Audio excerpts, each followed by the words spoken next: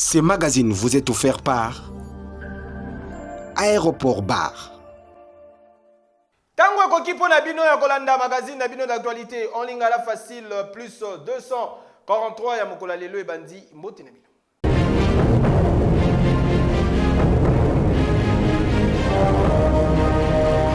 Bandeko ya jet bakende kokutana na ministre ya communication pe ya média pona kotalisa yeke na période oyo ba province mususu ezali na état de siège ba journaliste bazali ko subir ba menace na ndenga kosakana te bozo ba détail. Depuis 3 mois, au moins 3 journalistes ont été tués pendant cette période de l'état de siège et que nous continuons à recevoir presque chaque jour des alertes des journalistes qui reçoivent des menaces, qui sont obligés de se cacher parce que bien souvent ils sont menacés parfois par des personnes identifiables. Notre appel a été entendu. Le ministre a dit que le gouvernement était très préoccupé par la situation et très intéressé de pouvoir y mettre fin, et que le gouvernement a été engagé, le Premier ministre y compris, pour qu'effectivement ensemble, avec nous, les organisations professionnelles, nous puissions trouver des solutions ou des voies de sortie à cette situation. Nous avons discuté avec le ministre sur la possibilité de pouvoir mettre en place ce que nous appelons un mécanisme national de protection des journalistes, qui sera une plateforme d'échange d'informations entre les organisations professionnelles et des points focaux qui peuvent se retrouver au niveau des services qui sont concernés par les questions de sécurité des journalistes pour échanger des informations, mais aussi pour voir comment nous pouvons prévenir des cas d'atteinte à la liberté, comment protéger les journalistes, mais aussi mener des actions pour lutter contre ce que nous considérons comme étant l'impunité dont jouissent certaines personnes tout à fait identifiables, qui parfois menacent d'abord des journalistes et puis passent. Justin Luemba, gouverneur AI à province ya Congo central, Azwaki, va fonctionner officiellement Mokola Lobby reportage. Et Salamaki mercredi 8 septembre avec un pacte pédologie. Justin Luemba Azwaki officiellement va fonctionner le gouverneur intérimaire de la province de Congo central. Installation naie et Salamaki inspecteur adjoint à territoire. N'absence remarquée il y a gouverneur destitué Atou Matubwana en 2019 par assemblée provinciale. Au cours de l'installation naie gouverneur intérimaire de Congo central a promis qu'on travaille pour le développement de la province, suivant vision du chef de l'État, le peuple d'abord, en bannissant tout règlement de compte. Officiellement installé, Libanda plein à craquer, Justin Luemba a co-dirigé Congo central conformément à la constitution de la République démocratique du Congo. En attendant organisation, il y a élection, il y a gouverneur et vice-gouverneur organisé la commission électorale nationale indépendante CENI dans 14 provinces concernées. Chef d'État général-major adjoint lieutenant général Jean-Claude Yav Kitaki, dans la province ya Nord Kivu reportage. Belément, il y a des forces armées de la République démocratique du Congo où il se trouve à la ligne de front ya Kididiwe, Bavanda Kakaboye, Bamoni visite. Il y a chef d'état-major général adjoint en charge de l'opération, le lieutenant général Yav, où il a accompagné le gouverneur militaire ya Nord Kivu, lieutenant général Constant Dima. Pour un rappel, Kididiwe, Ezali Moko, y a ancien bastion important, y a ADF, situé en pleine forêt à une dizaine de kilomètres dans nord-est de la ville de Beni. Évaluation, y a opération en cours, puis où y a en préparation, des ali motifs de déplacement na yé. Aussitôt arrivé, chef d'état-major général adjoint en charge de l'opération, à s'imprégner qui na misala y a construction, y a campement et sika bakologer, ba FRDC Karaté. Kididiwe, bastion, ex-bastion de ADF, mais aujourd'hui, Kididiwe est sa vie. Donc il y a une vie vraiment, et que vous voyez, il y a tout un campement où nos militaires sont basés avec leur famille. C'est pour dire qu'à Kididiwe, il n'y a aucun problème. Nous sommes venus ici avec le gouverneur de la province pour évaluer les opérations militaires qui se font et qui se préparent aussi. Mais nous sommes venus ici pour voir les campements qui est en train d'être fait par nos amis de la MONUSCO. Et prochainement, il y aura pratiquement une passation. Et c'est ici où nous allons commencer à loger nos militaires. Donc, pour nous, c'est vraiment quelque chose de merveilleux. Et c'est qu'il faut signaler qu'après Kididiwe numéro 2 ya FRDC, azalaki visite na mairie ya Beni avant ya kokita na Kama Mbangu esika wapi a présidaki réunion elongo na ba collaborateur na ye na Nord Kivu. Boyende zalaka.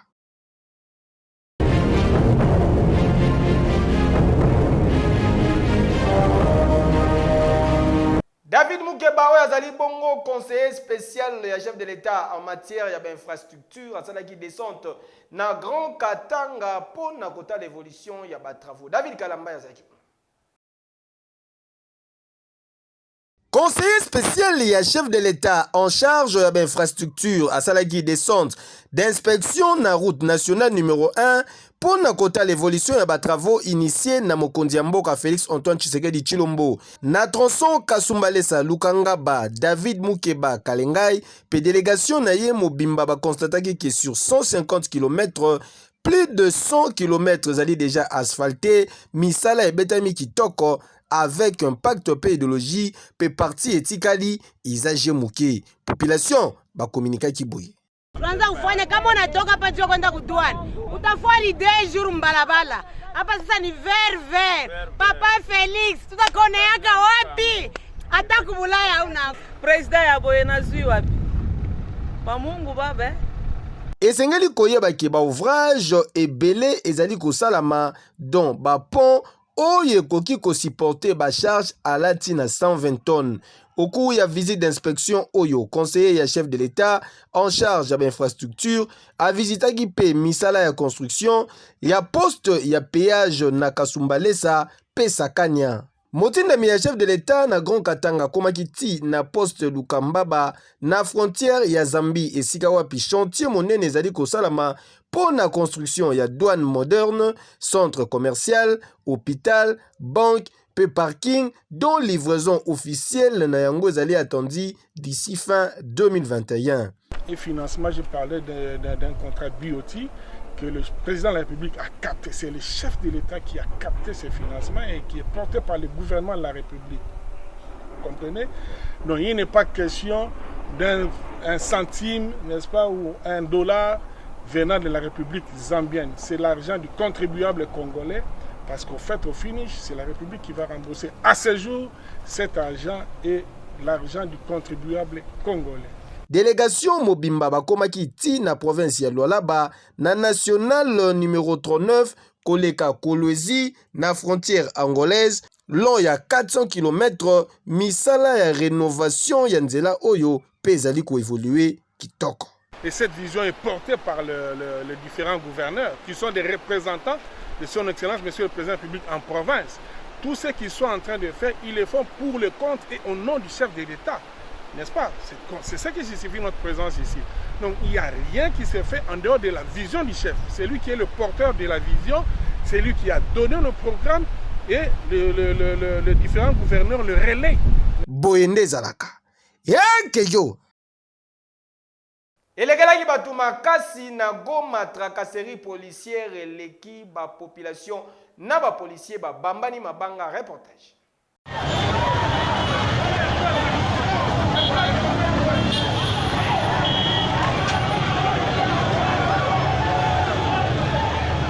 À travers vidéo oyo sali tour du monde na ba réseaux sociaux tozali awa na ville ya Goma précisément na province ya Nord Kivu. Esika wapi population balakisi mécontentement na bango et pas ya bagent ya police et circulation routière oyo après arrestation ya conducteur ya taxi moto oyo ba botelier infraction bolanda neti kaka bozalaki.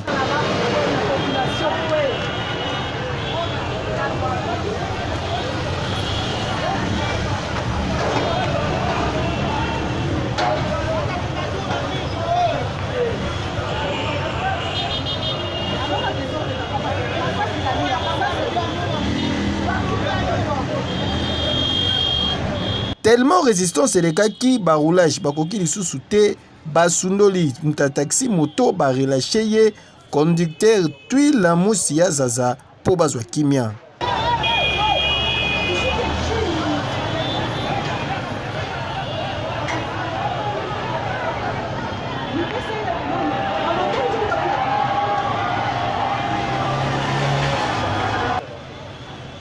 Atako tozali koloba butu moi pona likambo tali tracasserie policière awa na République démocratique du Congo basene ya salite boye oyo ezali ko honorer police na biso te ezali kosala makaka bakonzi ya la police ya République démocratique du Congo toyo kasama makambo soni boye ezala masute pardon et anini.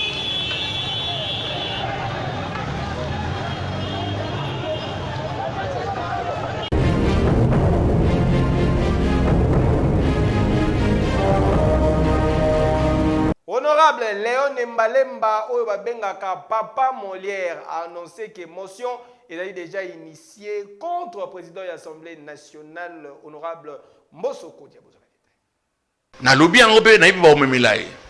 Monsieur le Président, Assemblée wana eza yoté. Assemblée wana eza représentée par nous les députés. Au commission lokola un fait privé. Ba divers nyonso ezala ba ordre du jour. Kaka yondo sala kango arbitrairement. On nous laisse pas parler. Mbosso ne nous laisse pas parler. Osoyoki interpellation moko depuis Azali président. Y assemblée. Tosali ba interpellation boni. Tout ça msa na bisote. Et cher ami, binoba député, baninga na badina nga na benemi na ngai. Boyebake Makambo, c'est dans 2 ans. Et les 2 ans, ça va très vite. Donc, continuez quand M. Mbosso a continué à empêcher Bisoto Loba. Yebake bako voter Bisoté. Puis il y a dans la campagne. Il y a ça régulièrement. Montant européen to éviter sur bazoa combien. Mais oh ya biso ya dam mondambo lelo bazo lingobo biso na cité. Et d'ailleurs, je signale ici qu'il y a un député à Skamati a salié motion na maboko na makolo. Mbosso a continué quand nous empêcher ordre du jour na prolongation il y a état de siège. Prolongation il y a état de siège. Voilà parce que prolongation il y a état de siège. Talandenge abinaka. Oh, c'est un grand danseur. Hein? On n'est pas venu quoi accompagner yo. Biso tolo bakate. Ba élu na biso. Bato ba voter pour na biso. Ba kotu na biso mais bozo sala nini. Ba secrétaire provinciaux ya Palou ba telemi pona ko dénoncer makambu oyo zali ko sala mayamabe na province ya Kwilu à travers déclaration oyo et salami na micro ya Jonathan Kanga. Parti Lumumbiste unifié en sigle Palou. Déclaration politique. Nous, secrétaires provinciaux et gestionnaires au quotidien de la base du parti, consternés par la situation qui se passe actuellement dans la ville de Kikwit, en province du Kwilu, situation créée artificiellement par des personnes sans qualité ni compétences et dont le dossier est actuellement en traitement au tribunal de grande instance de Matete. Dénonçons avec la dernière énergie le comportement de M. Mayobo et ses acolytes qui se disent être soutenus par un des conseillers du chef de l'État dans leur schéma de déstabilisation de notre cher parti. Mettons en garde Madame Ida Kidima Nzumba, sénatrice élue sans couleur politique, mais pourtant, profitant de ses immunités parlementaires, agit en terroriste armé contre des paisibles militants du parti basé à Kikwit, Gungu, Idiofa et autres. Tout en réitérant notre soutien aux actions du chef de l'État, Son Excellence Félix-Antoine Tshisekedi Tshilombo, président de la République, réaffirmons aussi notre confiance au camarade secrétaire général chef du parti, le professeur Willy Makiachi, président du regroupement politique Palou et alliés. Que vive le Parti lumumbiste unifié, que vive la République démocratique du Congo, le peuple vaincra.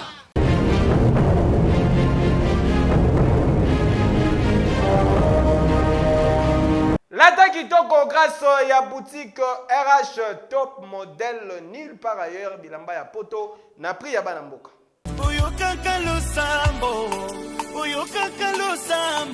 Kinshasa, bamama ya Congo, Kinshasa pe Brazzaville, boyebisa bango ke banvoiti te. Désormais, pour na kolata malamu, ba boutique RH Top Model, etiki ba porte na yango polele, pour na ko permettre bino bozo ba vêtements ya qualité, bo banga te po awa bataille nyonso ezali.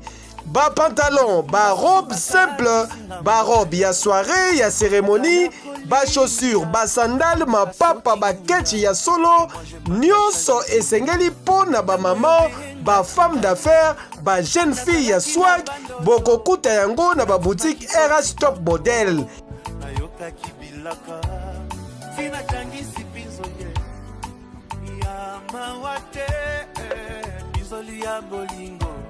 Bona moto alokoti ngai oyokaka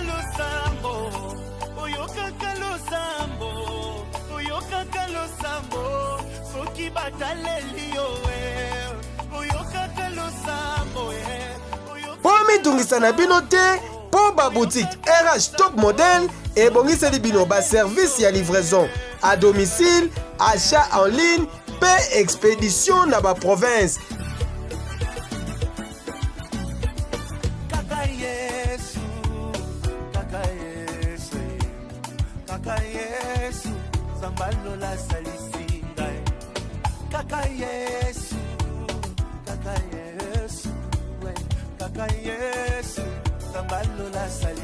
Chante avec moi, on y va. Jésus, Sambalo la salisinga.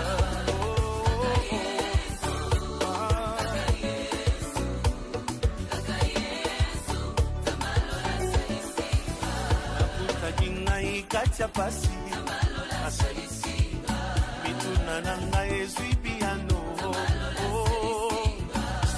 Pour na plus de précision, bokoki kobenga na ba numéro ezali affiché to pe boleki na ba boutique RH Top Model oyo ezwami na avenue Colonel Lukusa na commune ya Gombe, référence premier shopping mall na premier niveau Oza Mobimba.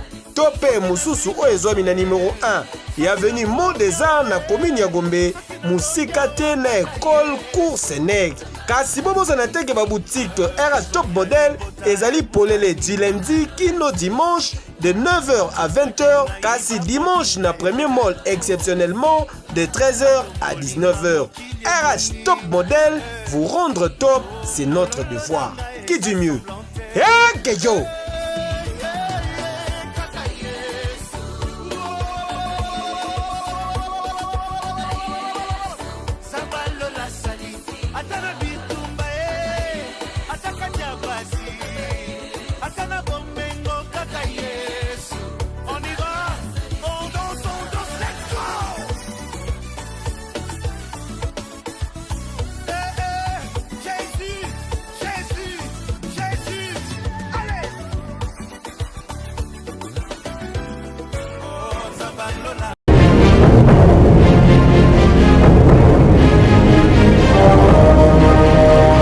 Na cadre ya article 15, David Kalamba ya kutanaki na kila Gaspard Bamba mwana mobali au deux fois te asala kabilanga lesaka population ya monga fula avec impact au pays d'origine.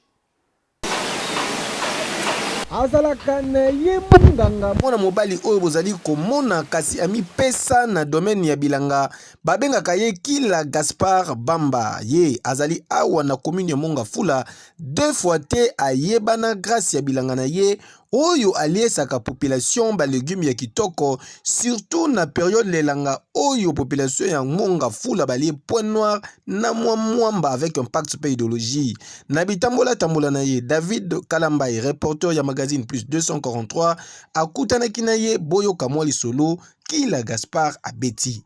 Bon musalo précisément na bandaka ngo na sima ya ba grand donc bango ndi ba mekaki un peu ko initier ko sala ngo au fil de temps na bandai ko assister bango depuis nga pe na ke na zoki sous connaissance ndi permettre ki nga pe siko na banda pe ko évoluer ni lokola bango ba lakisa kinga sur base ya oyo ndi parfois ezo meka un peu to meka ko survivre bien que makamususu meka un peu ko basculer na pays mais nous tant que des cultivateurs donc tous a toujours la résistance parce que na wa auto sala ndi yango ezo permettre biso to gagner ne fût-ce que quelque chose plutôt meka ko quitter na ba devoir mususu. Bokonzi mateke grâce ya musala na ye oyo nde e permetaka ye kofuta ba étude na ye ko banda humanité kino lelo azali étudiant na STEM. Donc sur base à oyo nde tangi singa parce que na bandi yango na moi âge moi un peu petite. Donc na sali ba école na stangi primaire na humanité na ke na institut supérieur à technique ya médical na sali STEM. Donc ceux qui parfois na ba difficulté na té na ba frais qui suite à l'activité. Donc na tangi pe à présent là na continuer mais nazo sala mais jeu de air ou parfois que tel jour naza na service tel jour naza a parce qu'il y a on des bases. Kasi ezalelaka ye pe facile te pona musala na ye oyo akutanaka na ba difficulté ebele.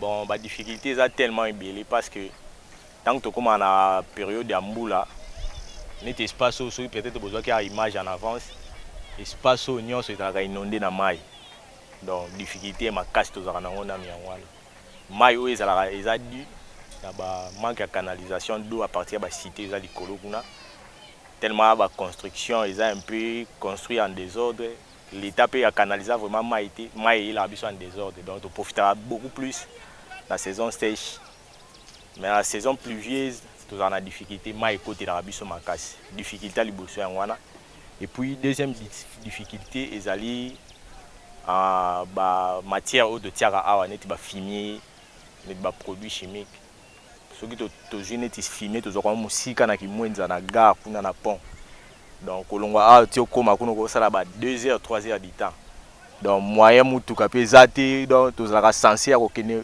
osali makolo katikati osombi parfois boluwe mutuka bosukisi yango likolo bokitisi awa donc ça nous coûte parfois donc difficulté mibale yango wana donc difficulté mosusu ezala lisusu awa toza na période mo boye omona bainsecte insectes ravagera vraiment la production de ça là.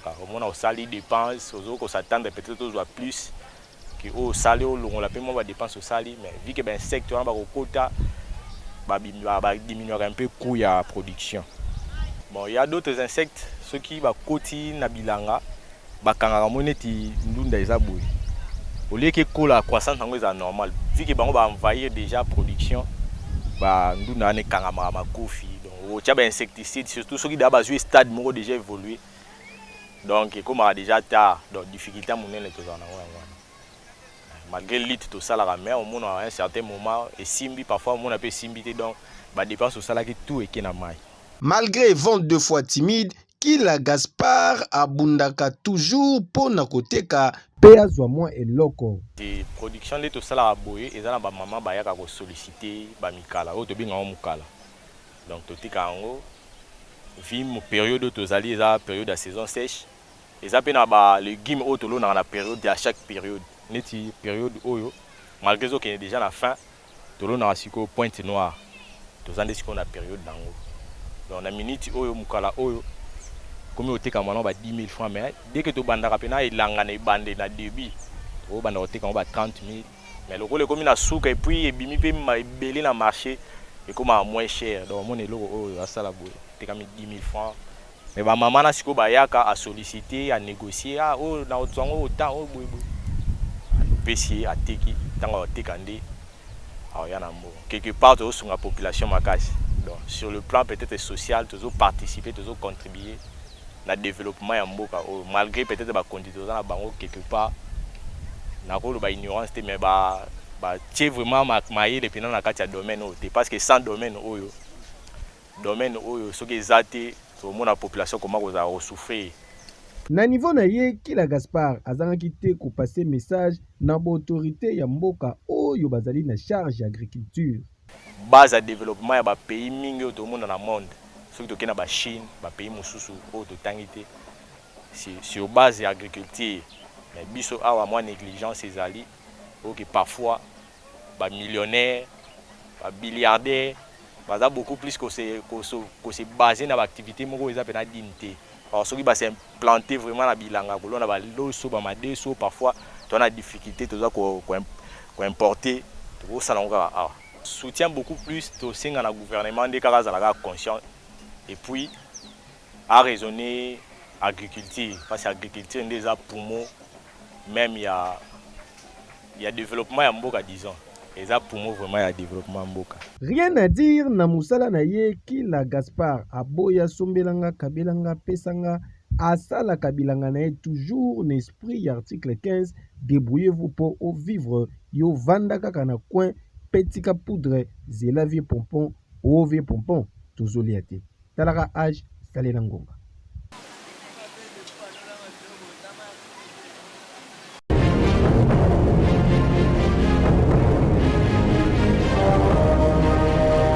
Dimanche, oyo kozala somo na village chez Temba, papa chéri Jibem Piana Moto Pamba, l'homme qui a mis l'eau dans Coco à Koindisa. Osiliki likamosilika mwana ola. Eyindi, rendez-vous à ne pas manquer dimanche 12 septembre oyo kozala somo vacancière et vacancier boya et belé ko vivre bilengi ya papa chéri El Salvatore de la Patria, l'homme qui a mis l'eau dans coco, l'homme qui a sucré la banane, Jibem Piana Mokulu en concert live na village Chetemba à partir de 17h et Koinda Mabé. Allez dire que j'ai dit BCBG toujours top. Si. Salvatore a toujours les meilleurs. Si. Donc c'est Zalier. Kabola bilenga papa chéri. Kabola bilenga papa chéri. Pour la réservation, bokoki kobenga na numéro ezali affiché, droit d'entrée et bongisami na $20 ya pamba, boya ebele koyoka biloko ya sika avant goût ya balle du match, kasi bobo sanate ko respecter ba mesure barrière na COVID-19.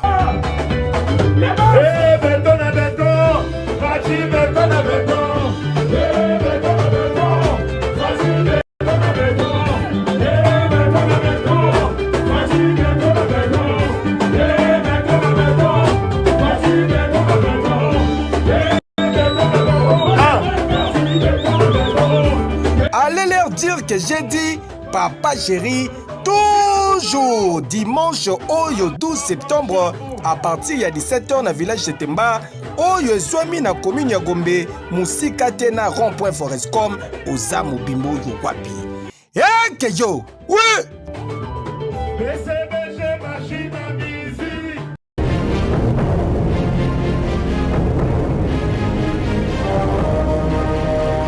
Tolanda Humour Toseka avec Dolastar. Pasteur Beni na bandeko nyos bazolanda biso expliquer bango na po bango nyos ba comprendre.